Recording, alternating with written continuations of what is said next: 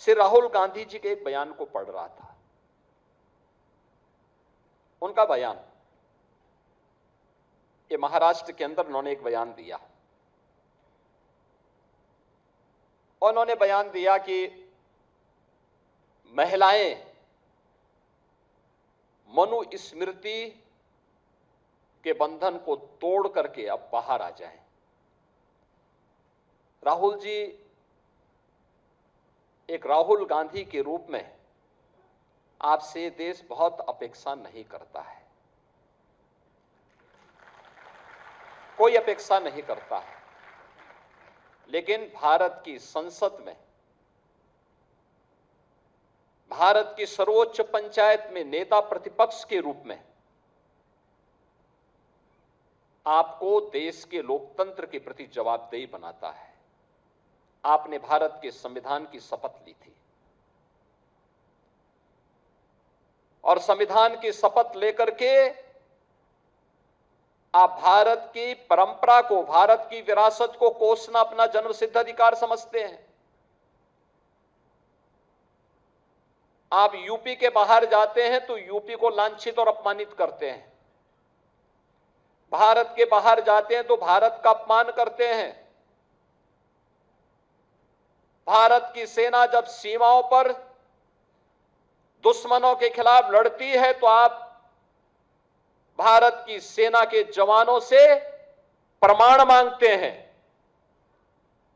आतंकवाद के खिलाफ देश की लड़ाई में देशद्रोही तत्वों को आप प्रत्यक्ष और अप्रत्यक्ष रूप से प्रोत्साहित करते हैं। अयोध्या में प्रभु श्री राम के अस्तित्व पर आपकी पार्टी प्रश्न खड़ा करती है और लोकतंत्र के प्रति आपकी निष्ठा क्या है, ये तो इस देश ने 1975 में आपातकाल की काली साया को देखा है। आप मनु पर या राम पर या भारत की विरासत पर टिप्पणी करते हैं। मनु को जानना है तो आप अथर्ववेद पढ़िए, शतपथ ब्राह्मण पढ़िए, मत्स्य पुराण पढ़िए।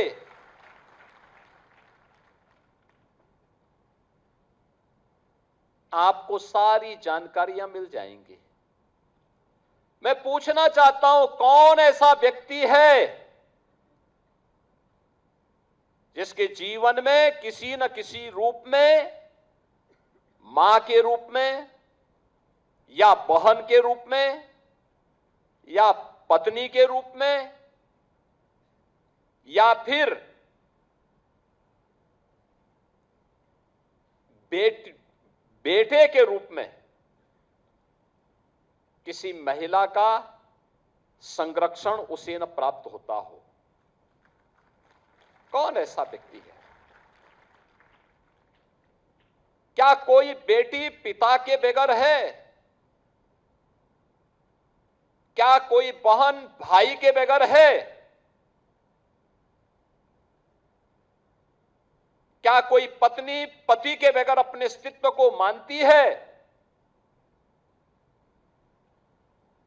और क्या कोई मां बेटे के बगैर अपने अस्तित्व को पूर्ण मानती है?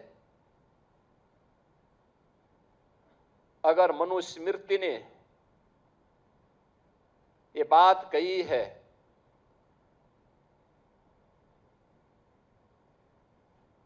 आप बताइए सही बात क्या है? और आप भारत के बच्चों को, भारत के नौनिहालों को उस दिशा में क्यों ले जाना चाहते हैं जहां पर किसी माता को या किसी अन्य व्यक्ति को बाद में लज्जित होकर के माफी मांगनी पड़े?